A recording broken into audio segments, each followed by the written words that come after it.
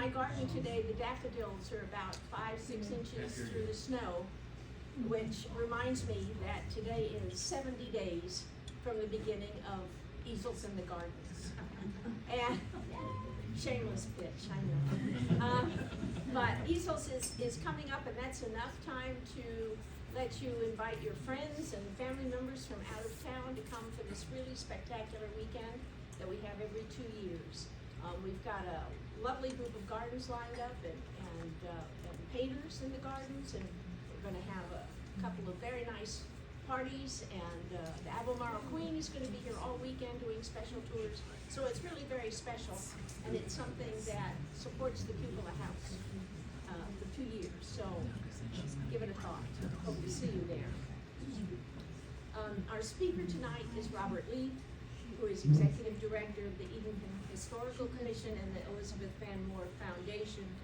Prior to coming to Edenton, Robert held a series of ever more prominent positions at a number of foundations, trusts, and museums, all focused on historical preservation, including Colonial Williamsburg, Classical American Homes Preservation Trust, and the Old Salem Museum and Gardens in Winston-Salem. Robert will share with us his thoughts on the return of the original Cupola House woodwork to the building and the things we've learned along the way. Please join me in welcoming Robert Leath.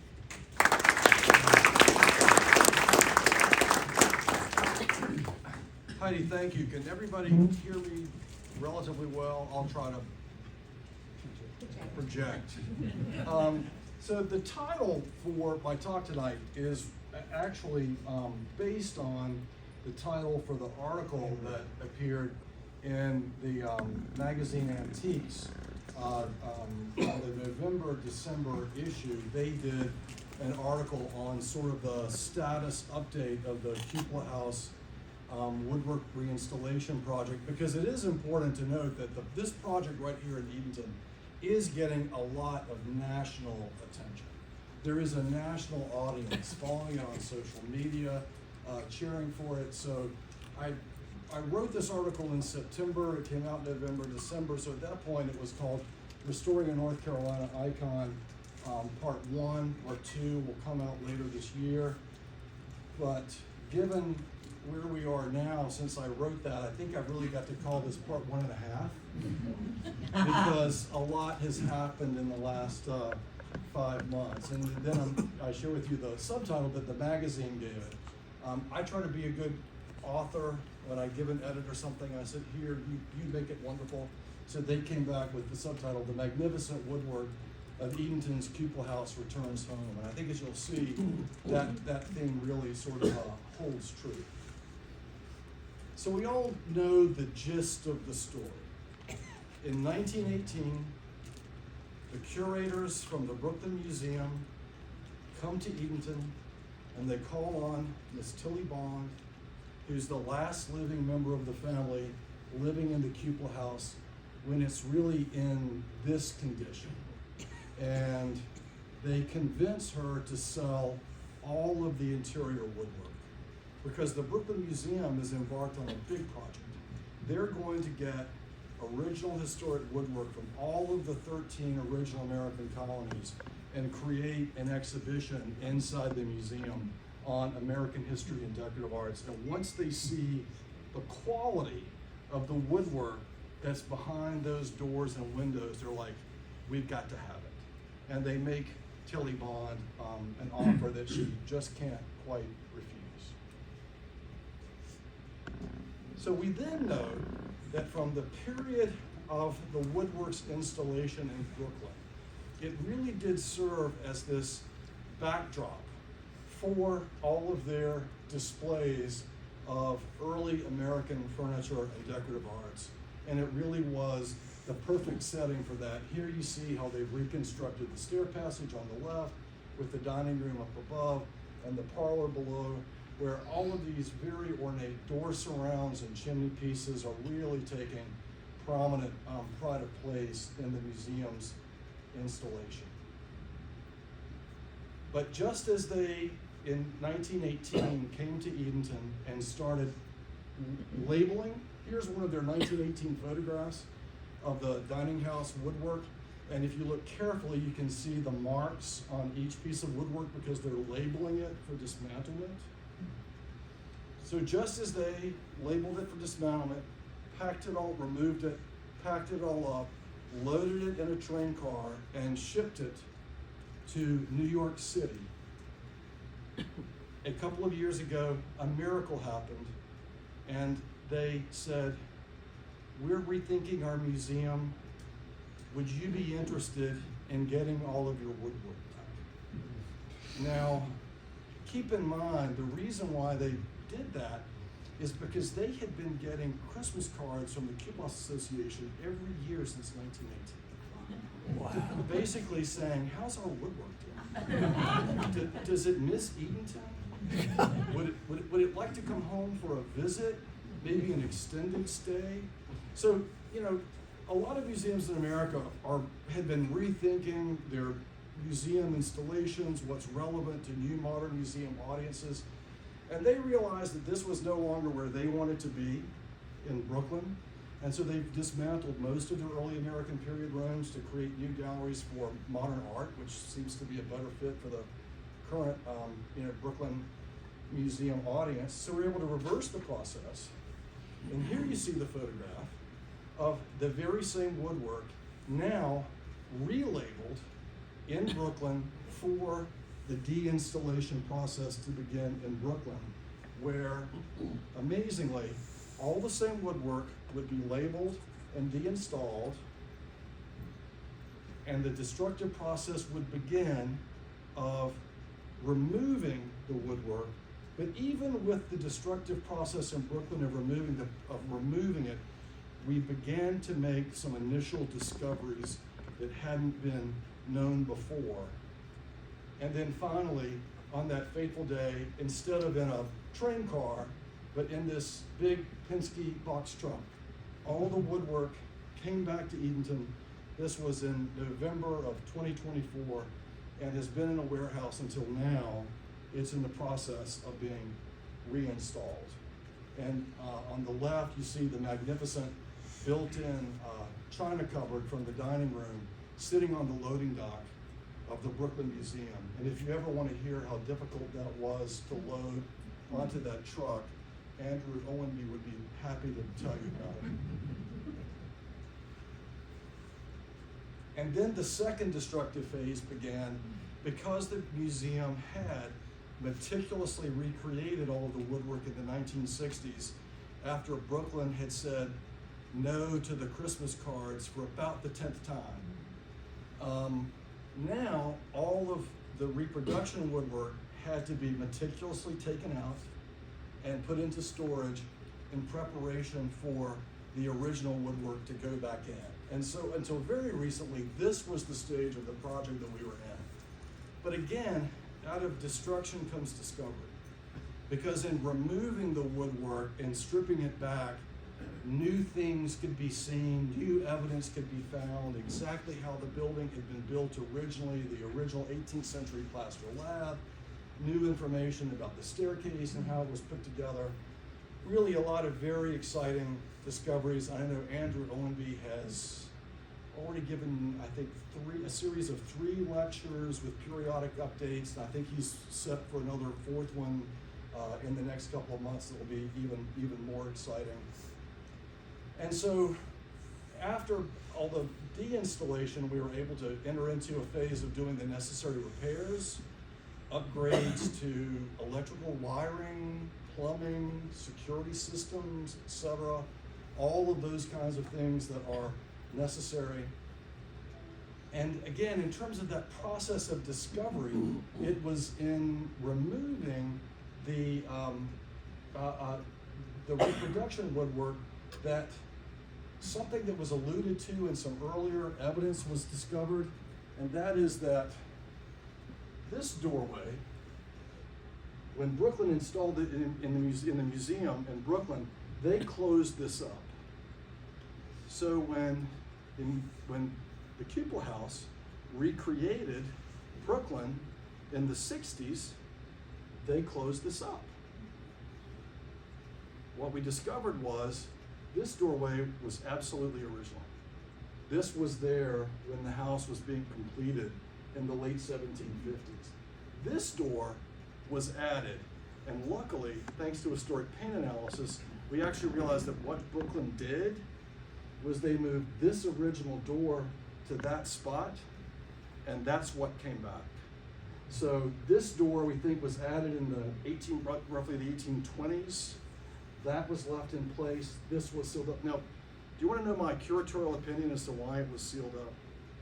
Every museum group I've talked to and shared this with, they all go, oh yeah, that's right. That's exactly right. The curators of the Brooklyn Museum, when this room was being created, they had some big, impressive Philadelphia desk and bookcase or high chest, and they said, this is the wall that's to be centered on. Close up that door. That's what they did in the teens. We wouldn't do that anymore, but I think that's really what happened. But now it will all go back in its original placement. Susan Buck, the paint analyst who helped sort through the door placement, also made a great discovery with these original ceiling lanterns that Brooklyn didn't take. At first, because they've been painted white many times, you assume they're plaster. They're not. They're carved wood. They're the same carved wood from the same carving effort to ornament the house originally in the late 1750s. And they were actually originally painted the same color as the passage woodwork. So that will be one more important thing to restore. And Susan has now completed a comprehensive paint analysis. She had previously looked at the second floor. She's now completed a look at the first floor. We know all of the first period original Francis Corbin era colors. And the goal is when the house reopens to the public, not only will all of the original woodwork be fully reinstalled, but all of the original 18th century paint and colors will be fully installed to recreate the original color scheme that was on that woodwork when the house was first completed. But we've also been able to investigate the exterior. This is a very funny photograph. You can see how, Andrew, what are you using? You're using the red and yellow and green zip ties. Zip ties. Yeah. To insert them into nail holes of different sizes to indicate different nails of different periods in order to lay out the nailing pattern. And removing this siding also exposed, I don't know if you can see it, but the Roman numeral system by which all of these timbers are marked sequentially. And so all of this was done by the original carpenters when they were originally laying out the building and laying out the construction framing in order to raise it, in order to start construction. So with the removal of that siding, we're able to see this. Bob, you're welcome to take one of these chairs right there. And that's all very exciting. And then with color-coded zip ties to segregate out the different generations of nail holes to figure out what that tells us, not just about the interior, but what we're beginning to figure out about the exterior. And Andrew, I think your next lecture is probably going to focus on more discoveries on the exterior. Sure. Where, hold your seats, it's very exciting. Part of that is the discovery of the importance of the rusticated siding. Now, as of today, if you go stand in front of the cupola house, the only rusticated siding you're going to see is on the cupola itself. Rusticated siding is where wooden boards have been shaped to look like beveled stone. It's a faux treatment, but wooden boards are shaped to look like stone. On the left, you're seeing the cupola with its original rusticated siding that has probably never been removed. On the upper right, that is some salvaged rusticated siding that was discovered in the attic area.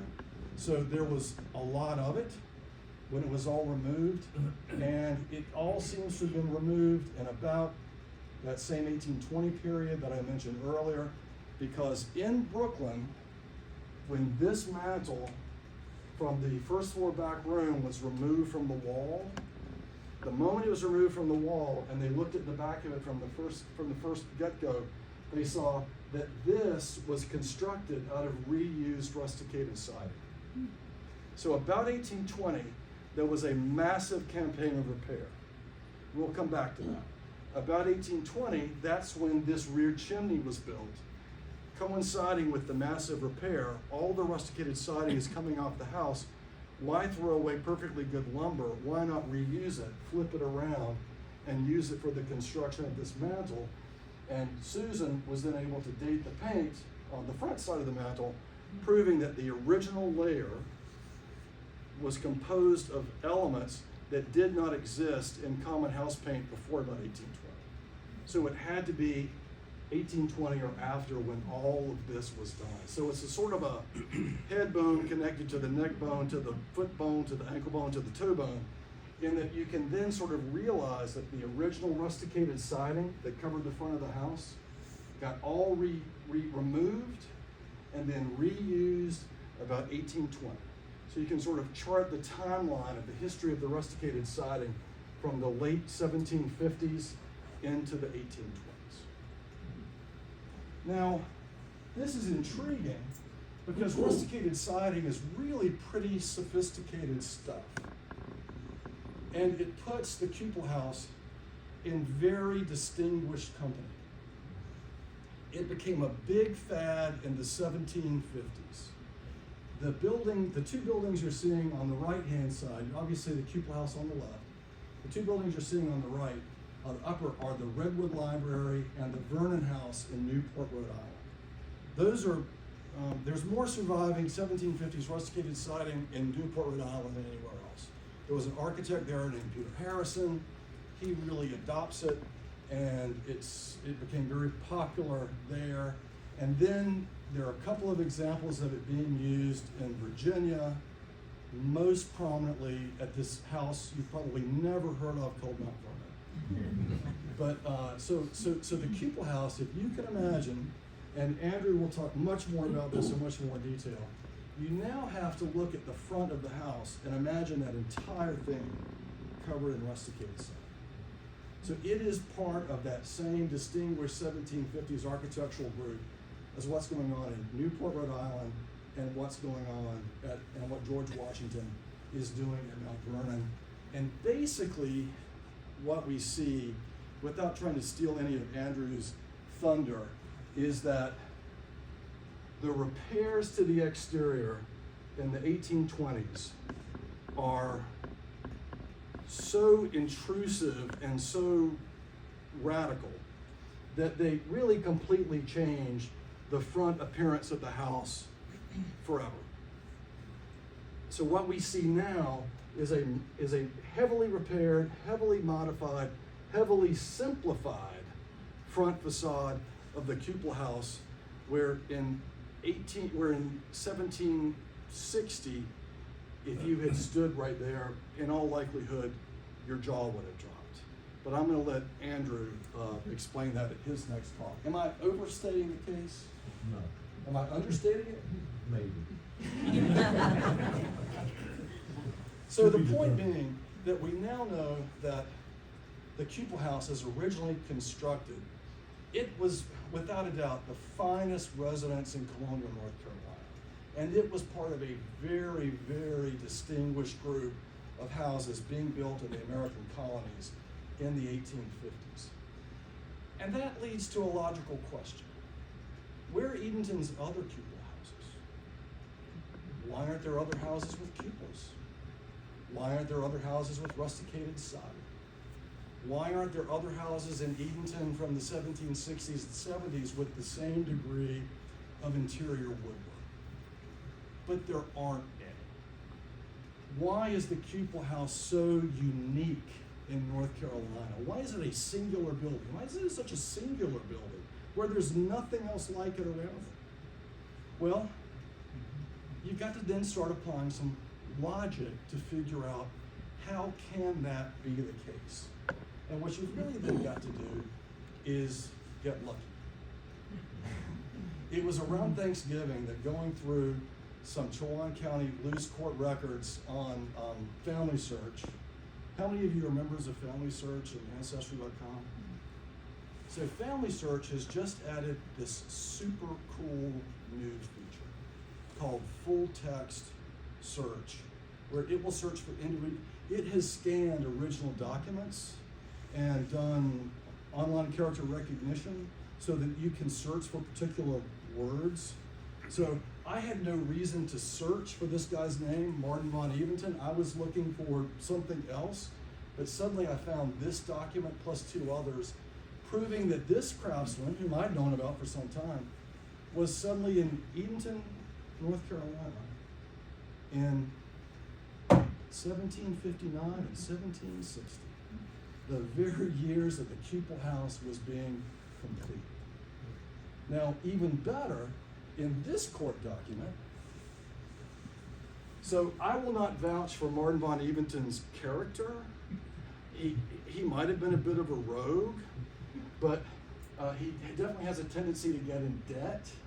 But in this document, he signs a bond promising he will come to court for this case, and his guarantor for the bond is a guy named Samuel Black, who is an Edenton cabinet maker, and the witness is John Green, who is an Edenton master builder. So in 1759 and 60, when he's here, which just happens to be when the Cupola house is being completed, he's in the company of 2 of the other leading craftsmen who are living and working in Edenton at the same time. Now, why is that important? Well, this guy has been known for some time.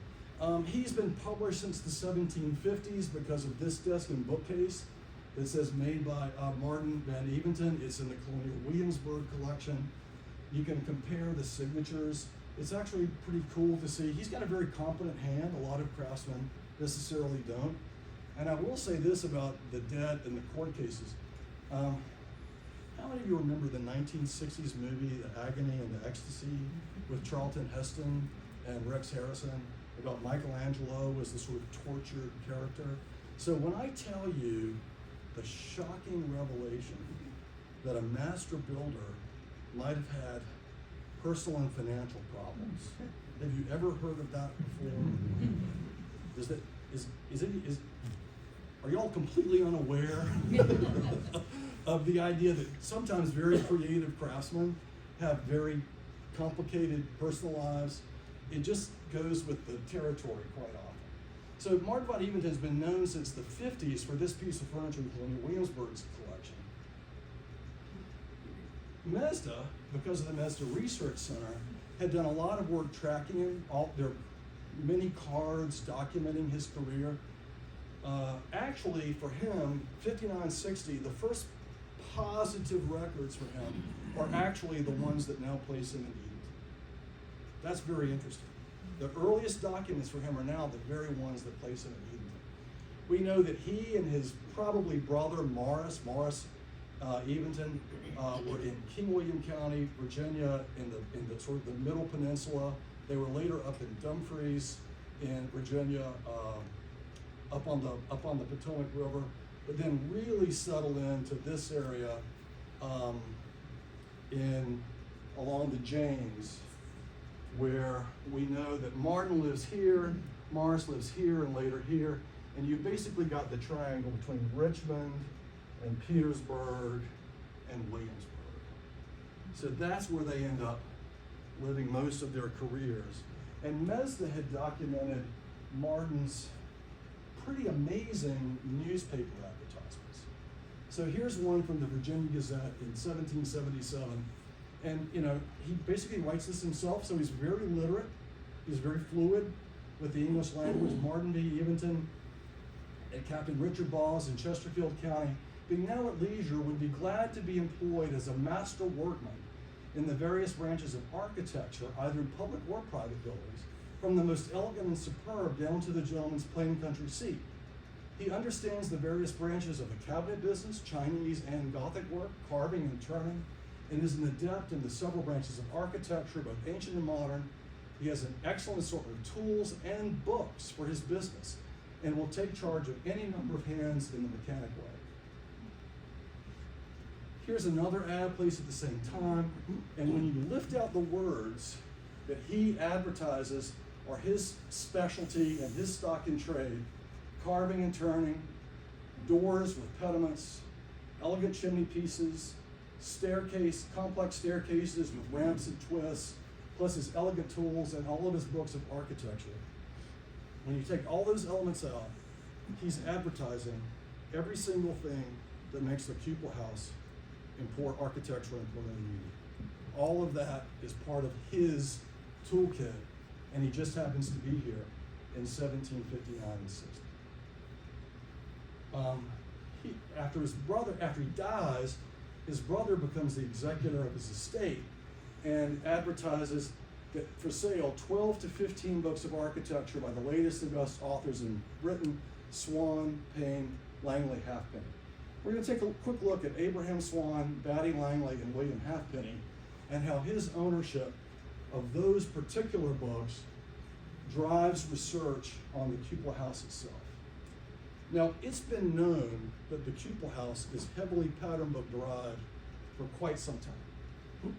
This is was published in the 80s, comparing this Cupola House doorway with this plate from William Salmon, Palladio Londinensis, that was first published in 1734. You see the pattern, the interesting shaped panel pattern of the Cupola House front door here in Palladio Londinensis. That wasn't one of the ones listed in the advertisement, but let's keep going. Now that we have all the woodwork here, part of what Andrew's doing is he's able to take a close-up look at all of this carving and make discoveries about it practically on a daily basis and really relate it back to what we're seeing in these very same pattern books by Swan and Langley and Halfpenny. Here on the left is the plate from Abraham Swan, the British architect or the builder's treasury of staircases, published in 1745. And I think if you looked at that plate and didn't do a quick double take, you would say, is that a sketch of the Cupola House staircase? And interestingly, remember that ad, the thing about ramps and twists? What Swan means and what Edenton means, this is what was called a twist, and this is what's called a ramp. So when the handrail lilts upward or lilts downward, that's a ramp. And when it comes down, rather than just ending in a plain post, like most Edenton staircases of the period do, you actually have a twisting curtail. So when they talk about ramps and twists, this is what Abraham Swan is talking about in this plate. And here you see its very application in the Cupola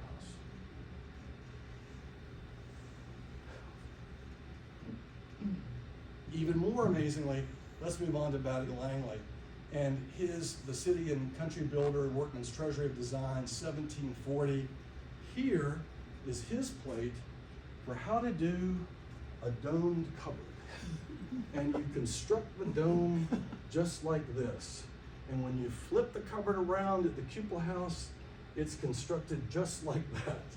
And I think it becomes almost impossible, and again, because this, of all the things that make the Cupola House really unique, this is at the top of the list. And you can now directly tie this to Batty Langley and that particular plate. And then finally we get to William Halfpenny. And you're going to think I'm really going out on a limb here by putting the Cupola House on the left and this plate by Halfpenny on the right. But come back for Andrew's lecture. He's really going to show you some interesting things about just how ornate the Cupola House exterior originally was. Don, am I right? Are they going to be surprised? Shocked. They're going to be shocked. So as I've said, what we're looking at now is a very stripped down, simplified version of the Cupola House exterior post all these massive 1820s repairs. But let's just sort of play with this a little bit and zoom in on a few particular elements. One of the things Halfpenny constantly does, playing around with Chinese and Gothic architecture, is putting these little pavilions and temples on the top with railings going all the way around. Look familiar? Heard about how there was a railing that went all the way around?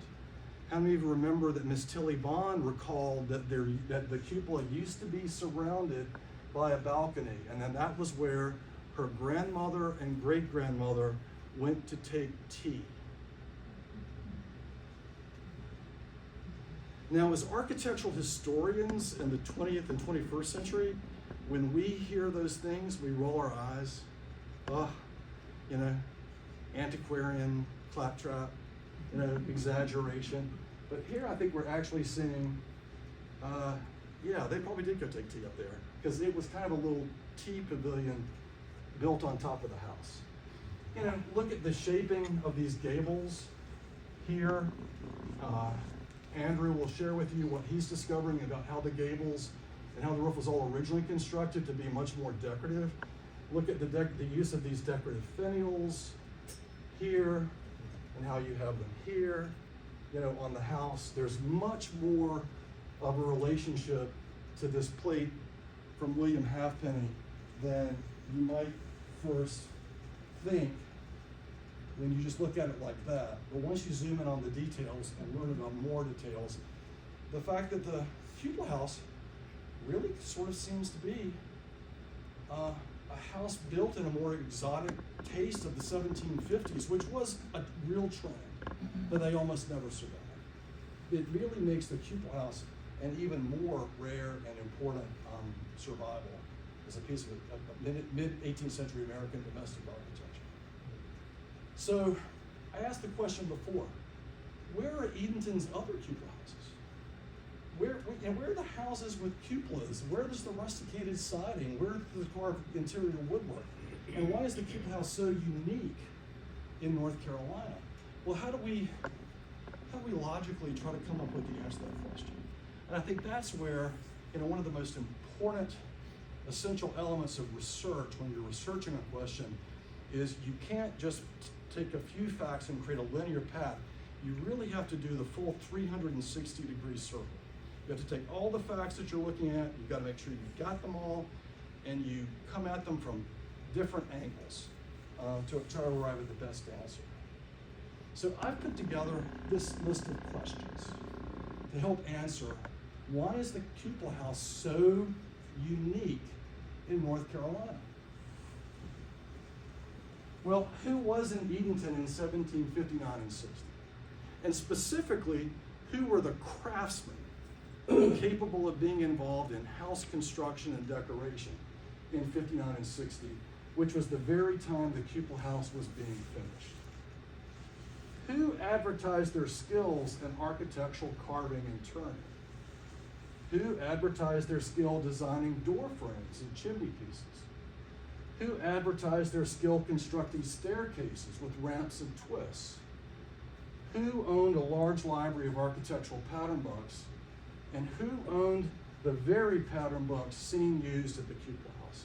And as of now, there is only one answer to all of those questions, and that's Martin von Edenton. You can take Samuel Black, John Green, other important craftsmen. Were they in Edenton? Yes. Were they here when the cupola house was being finished? Yes. But do you get yes answers when you apply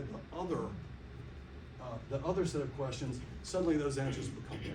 So I think Martin von Edenton's presence here when the house is being completed, I think he is the incubator. I think he's working with a team. There's no way the cupola house is built by one person. I think he's working with a team. That team includes Samuel Black. It includes John Green. I'm sure it includes Gilbert Lee. I'm sure there are other craftsmen involved. But if you ask all of these questions, all of those craftsmen, based on what we know, the only one who checks every box is Martin. Gilbert Lee owned one pattern book when he died. And The Romballs were another family in town. They own one book of architecture. And that's usual, to own one. When Edenton advertises he has 12 to 15, that's extraordinary.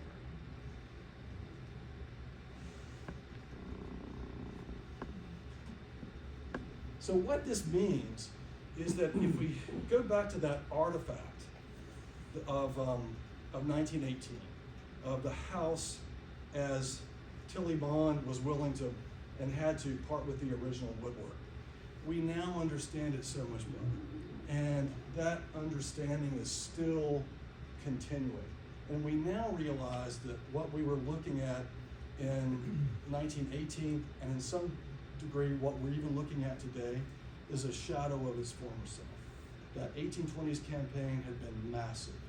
Andrew talked a little bit about it in one of his previous lectures. I think he now understands it even more.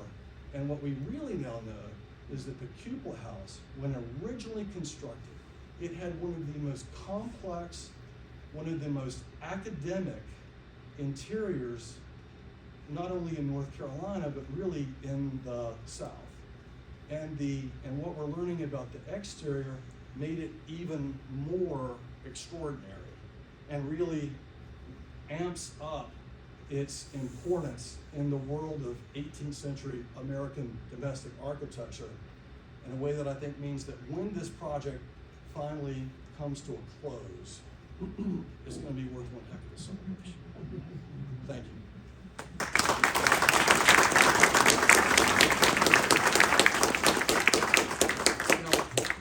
I also promised you all a Q&A, and I'm happy to take any questions related to what I've just talked about, but I've also put together a few slides to share with you my perspective, Andrew's perspective on some of the other questions about the house these days.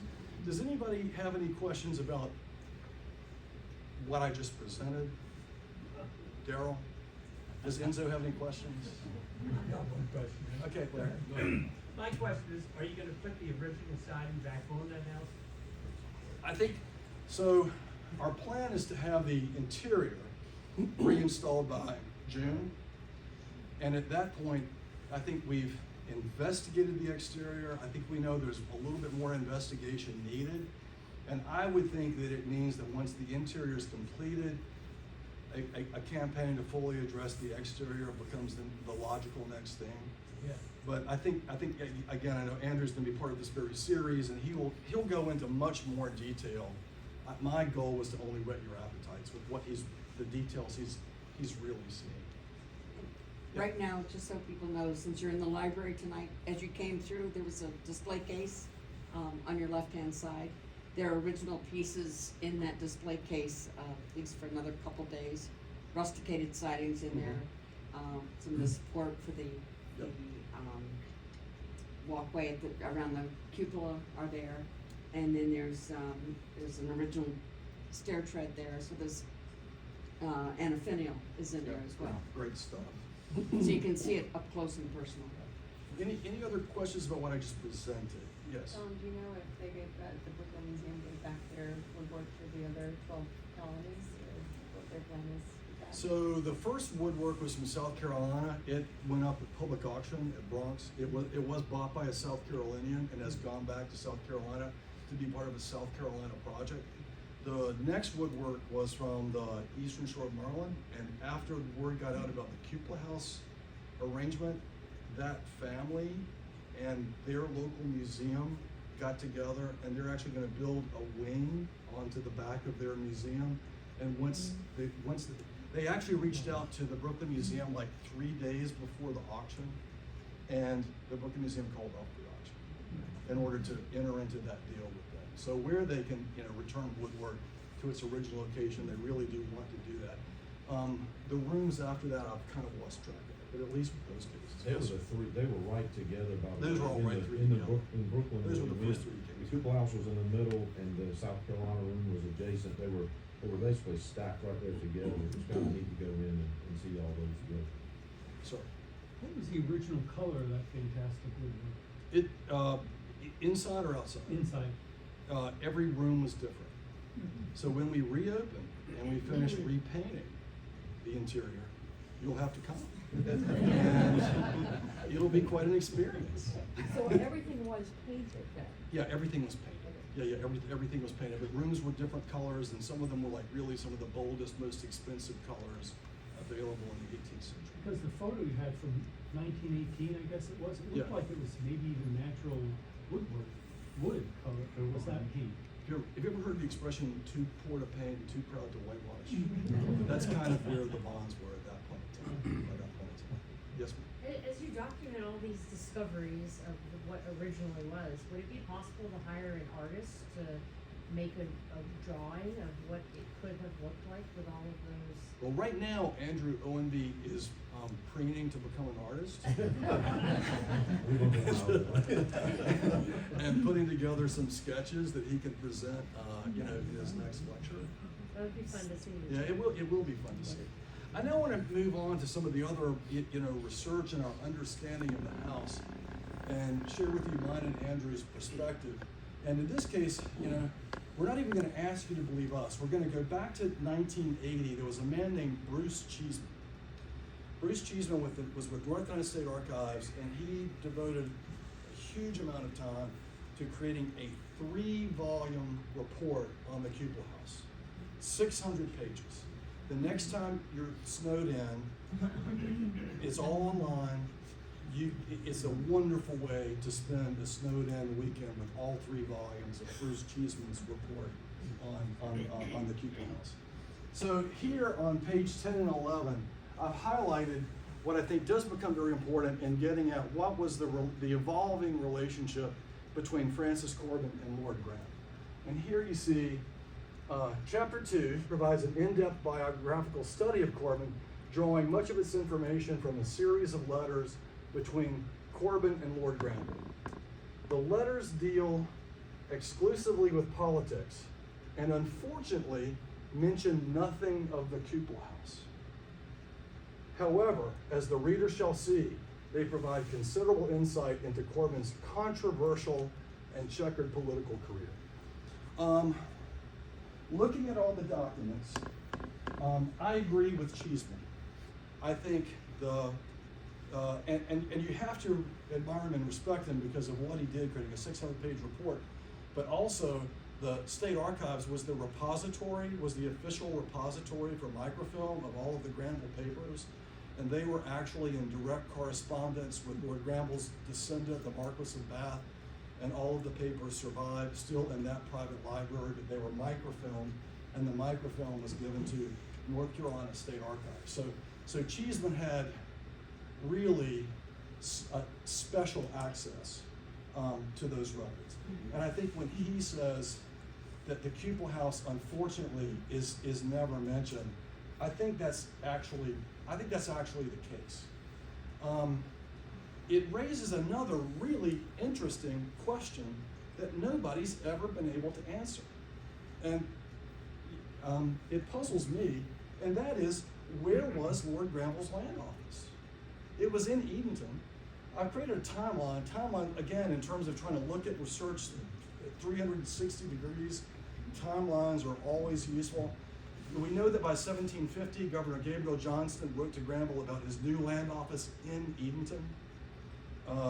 We know that in 1751, Granville, follows child and instructs Corbin to buy property in Granville's name to build a permanent office in Edenton and specifies brick for safety of the papers.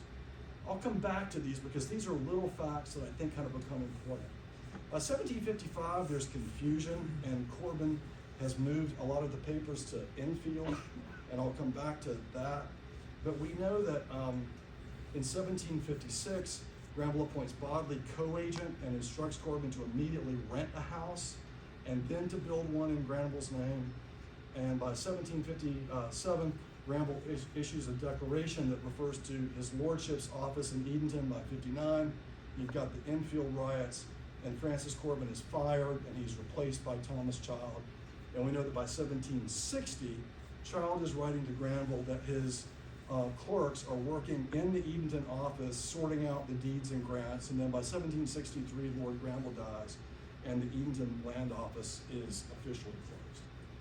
So the idea it's been suggested that maybe the Cupola House was meant to be Lord Granville's office, maybe it was commissioned by Lord Granville in some way. And so when we put all the facts together and we start to sort of look at this timeline and think about it logically,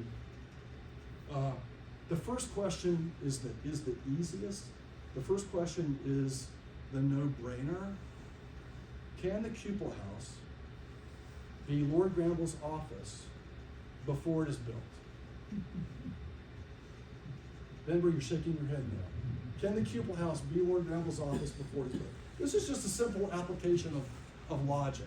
But we know there was a land office in Edenton. Robert, I think I want to say something real quick with that, Yeah, though. yeah. There was a question I was hoping somebody would ask in your opportunities for questions. When was the house finished? Is a really interesting question. Just last week, Don Jordan and I were in the attic looking for what has been published twice, is reference to two timbers that were dated during the dendrochronology study. So the dated dendrochronology dates that were developed were after the growing season of 1757, the earliest trees were felled, which means they were cut down sometime probably Right in after here. October, after the trees stopped growing, 1757. And then the latest timbers that we found, and what we were interested in is to see where they were used. So the later date range for that was 1759, after the growing season of 1759, which would be after October or so of 1759. But it also could mean into the winter of 60. It doesn't differentiate between January 1 and Christmas or fall. It just says after the growing season. The very important thing about those timbers that Don and I found was they were originally part of the roof structure that actually went under what would hold the shingles. So without getting too detailed, and I can do that later, but not You've got your own lecture coming up. I don't want to steal it. You're on my time. But it's very important that you understand that we can't, the house, just like it can't be something before it's finished. Yeah. It was finished Yeah. sometime likely in 1760. It did not have a roof on it in the fall of 1759 because the trees weren't even Yeah. there. So I do think it's important to think about the Cupola House living within this timeline. And so the second question that kind of answers itself is in 1759, Corbin's bad behavior has become so bad, he's, the whole riot, and Granville just fires him. April 25th of 1759, and he's replaced by Thomas Child. So the second most logical question is, can the Cupola House be Lord Granville's office after he's fired? No, it can't. So it can't be Granville's office before it's built, and it can't be Granville's office after he's fired. So therefore, we're really only focused on this very narrow band of time in which there's the concept, maybe there's the concept floating around of it being his office. But, what do the papers say? So here, you're looking at two papers from 1759, April 10th and April 25th, in which Granville writes back to Edenton and makes direct reference that what I've highlighted on the left is April 10th, 1759, and Granville makes direct reference to my office at Edenton. And then the other one, April 25th, he talks about the papers lodged among the records of my land office at Edenton in said province. And this is while the house is still under construction. And then actually, I'm grateful to Andrew, here's one from 1757. Corbin's behavior is getting worse and worse. July 1st, 1757. This is a controversy over Henry McCullough's grant. He has a large grant. Corbin has employed all of these different surveyors and agents who are working out of different offices, not just Edenton, but Enfield, Hillsborough, and Salisbury.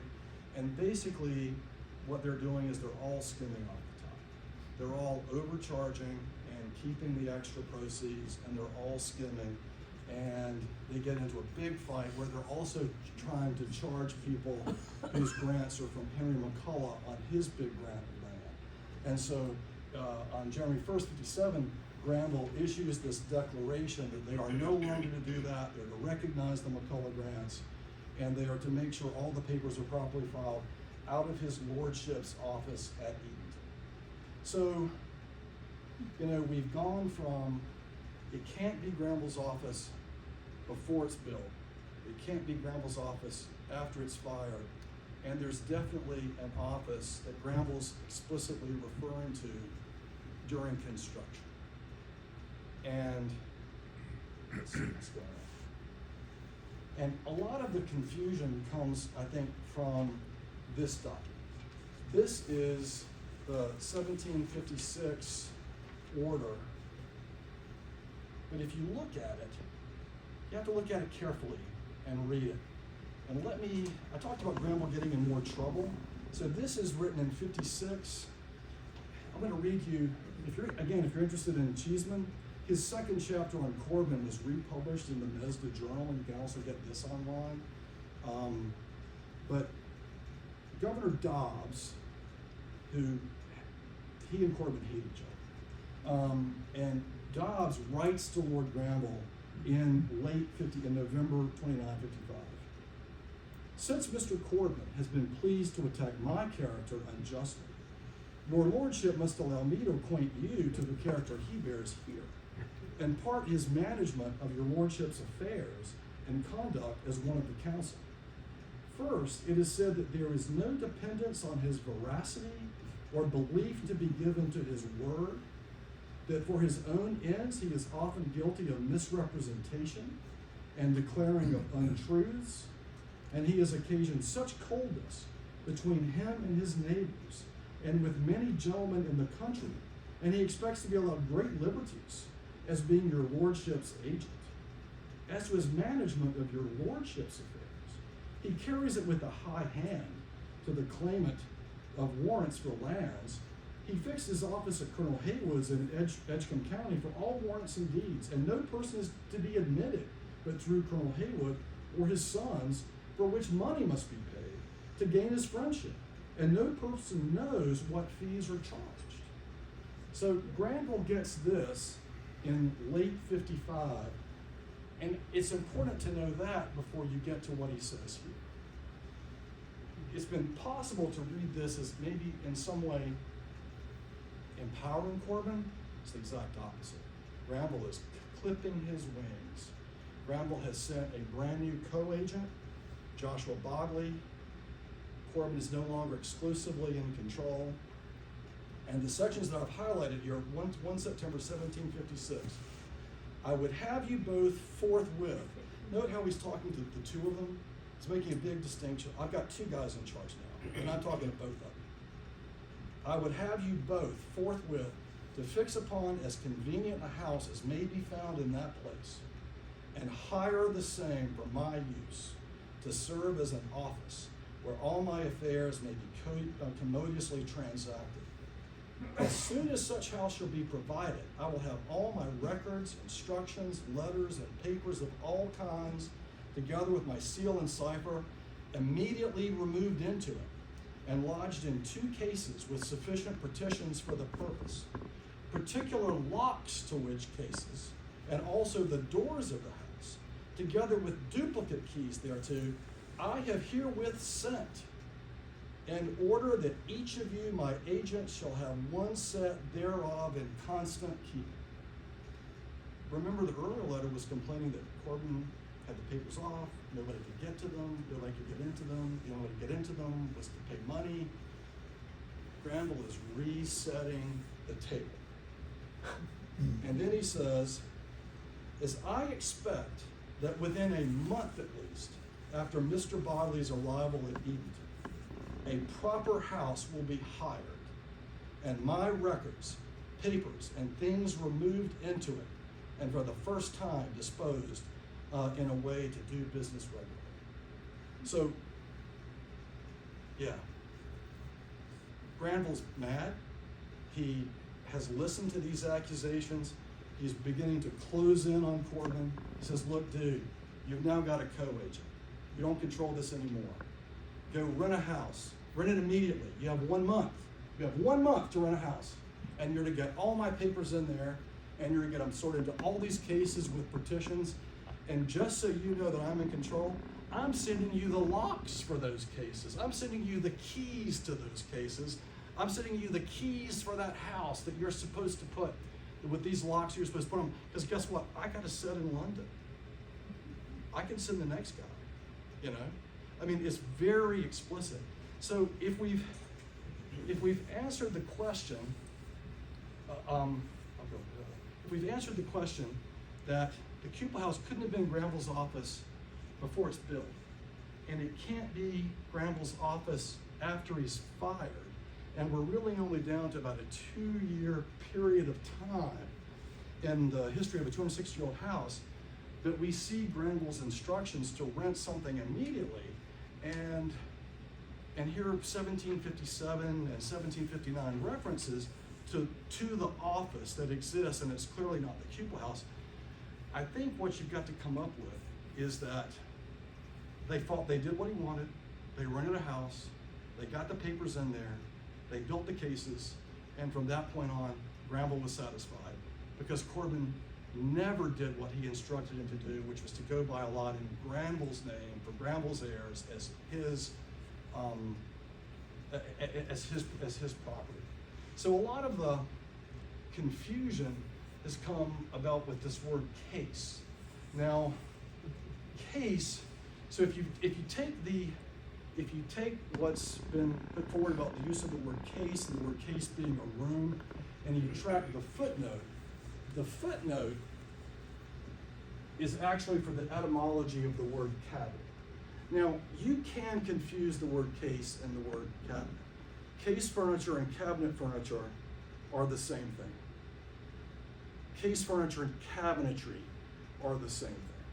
But a lot's been written about how the word cabinet, particularly in the 15 and 1600s, could refer to a very small, private, elite level room in a gentry level house.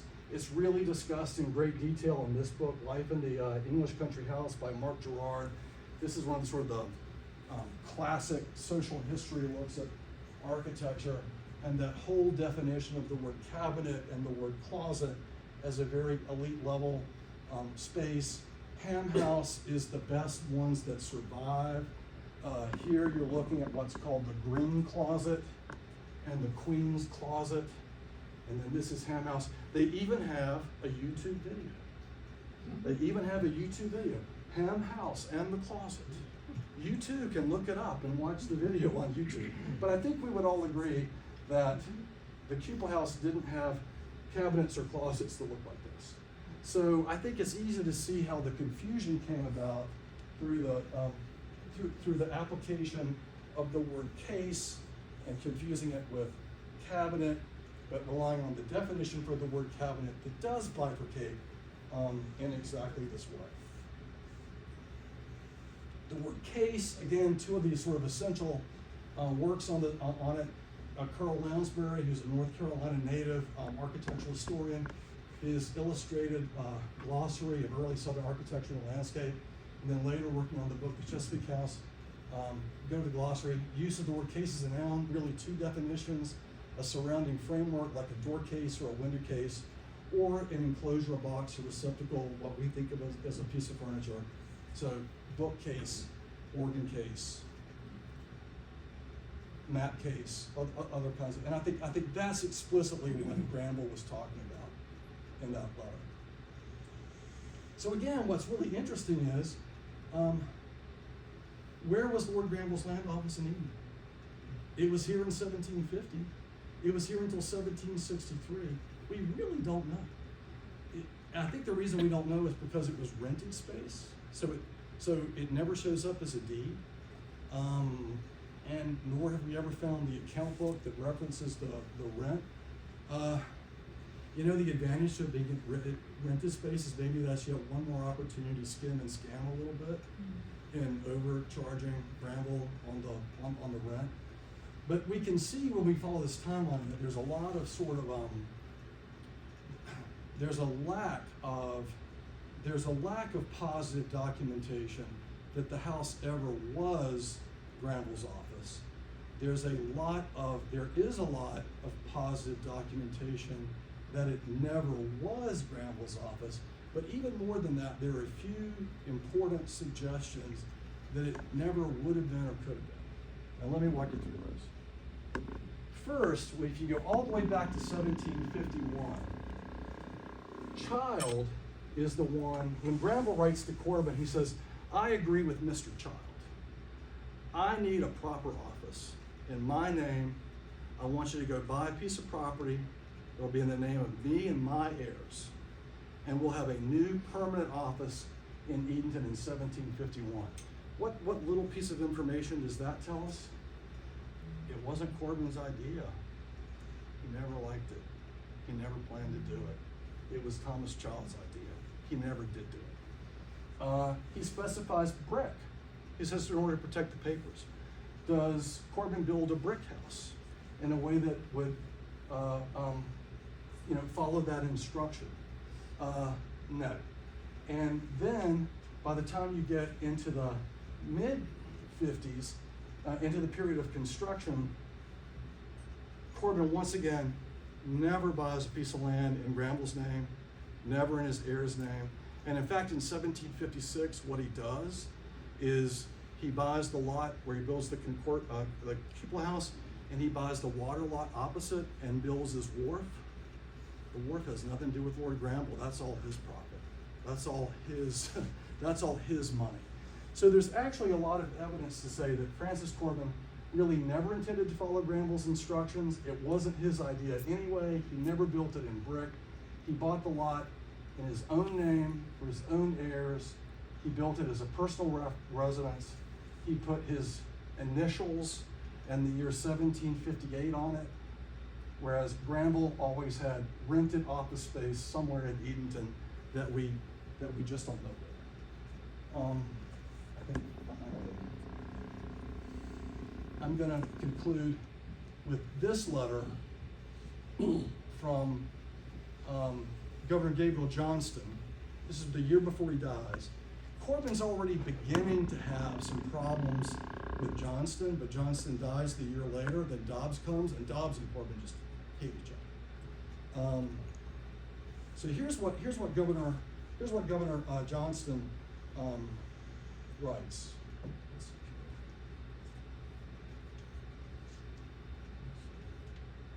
I'll read it. Okay. One of your lordship's agent's child takes his final leave of this province next June. And so all of his business will of course fall into the hands of the other, Corbin. You gotta read between the lines here. What that gentleman's fortune or credit may be at home, back in England, I don't pretend to know. But unless both are tolerably good, I'm afraid he will be pretty much puzzled to make regular remittances. For I am told he is engaged in shipping and trade with Campbell and some others, and that he has just bought a pretty deal of plate, meaning silver, 4 or 5 Negroes, meaning enslaved African Americans, and lately, all of Mr. Child's books and furniture, which in all must amount to about 400 pounds by a very modest computation. But to do this gentleman justice, I must add that he has brought your lordship's office into most excellent order. He has sorted all the papers and brought up the books and settled all the accounts in a most clear manner. March 5th, 1751. There's a lot of foreboding in this letter. He's already saying, I don't know what his reputation is back in England, but he's only been here a couple of years, and we're already seeing that he's spending a lot of time focused on making money for himself and engaged in mercantile activity with Campbell. He's developing a reputation for being a spendthrift and living a life of luxury and spending a lot of money on furniture and books. But I will concede he's done a good job organizing your office. But as we know, this falls completely apart. In the following years, all this falls completely apart to where, by later, McCullough, who I mentioned earlier, when he talks about Corbin, he says that he is sordid, wicked, and has avaricious intention. So I think when you put all of that together, it means that there's so much we're still discovering about Corbin. There's so much we're still discovering about the house and the architecture, about the evolving relationship between Corbin and Gravel, but as much as we may want to dislike Corbin, what we have to admit is that he probably built North Carolina's finest 18th century house. And he probably built a house that, as we rediscover it, is actually only going to become more important in the world of American architectural history, because it really, really was pretty exceptional. And Andrew will fill you in on more of that later. Thanks.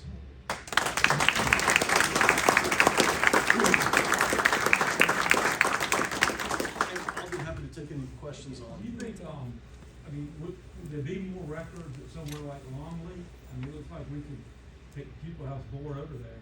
I'm all for flying everybody for a tour of Longleat. And your contractor. But, you know, I think at this point, so the State Archives was in direct contact with Longleat, and they were working with the librarians, and they were actually talking to the Marquess of Bath about all of that. And so now State Archives has all the complete microfilm of all the Granville District papers at Longleat. However, there could be an extra piece of paper that would be worth the flight. I'm not going to discourage it. Anybody else? Yes, ma'am. Where do you think the state of our knowledge would be now had that woodwork not been torn out and sold to Brooklyn? That's a really good. That's actually great. Well, I think Miss Tilly Bond could have only held on to the house so much longer. She never married. She had no children. She had collateral relatives. So I think in all likelihood, she probably would have died in the house. I would envision that the Cupola House was already beginning famous enough. She had been giving tours of it late in her own life.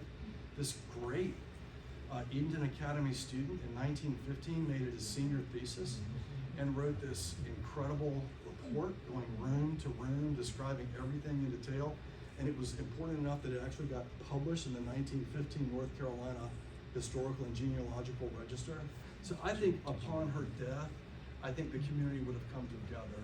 I think and just as the Cupola House Association was founded in order to preserve it as a local museum, it just wouldn't have gone through all these ups and downs of having lost the woodwork and then getting it back. It would have all been there originally. Yeah, I'm thinking about the knowledge that's been gained from the house being deconstructed.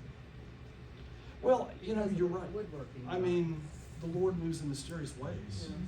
And, you know, the fact that this, you know, the deconstruction and the reconstruction and then the deconstruction, it has allowed us to look at all of this woodwork inside out and up close in a way that if the house had survived intact, you never would have been able to have gotten at all the details. And I would argue if the house had survived intact, a lot of your discoveries about the exterior and the extent of those 1820s changes probably would have never quite come forward. I'll say very briefly, and not to take any more time, but also to not give away my thunder of my own, is the repairs that Robert's talking about and the discoveries we've made in the last couple of weeks are because the woodwork was out, and the reason why they did some of the things that they did in the 1820s was because they didn't want to remove the woodwork. It's obvious they would have had to be very intrusive to get. So yes, that literally the only way we would have known what we know now is that this woodwork is out. Man, Are there any papers that Corbin himself wrote? no, Corbin, you know, yes. And there are letters from Corbin to Granville in the Granville District papers at Longleat that are in microfilm. So there are lots of Corbin papers. There's no collection of Corbin papers. You know, he had no children. When he married, his wife had no children. So everything in their two estates, you know, ended up being dispersed.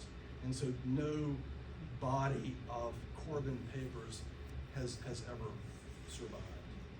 Now, based on what Henry McCullough said about him, he might have burned a lot of them. I don't know,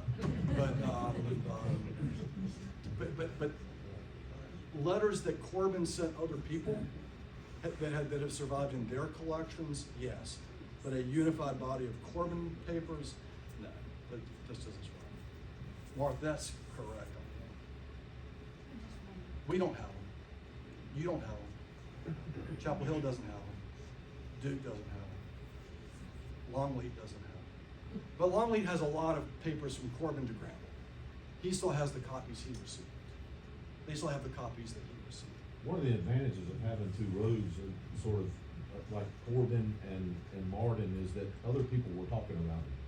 And so oftentimes that's where you can can kind of get a glimpse at what people at least thought of these people, because they were talking about it. If at least they were talking about it in some manner, positive or negative. Yeah. Well, listen, I know that Heidi and Vonna prepared some most excellent refreshments. No, Heidi. And I know that the library will close before too terribly long, so I think we ought to enjoy those refreshments. But listen, it's been a real pleasure for me to be with you all and share.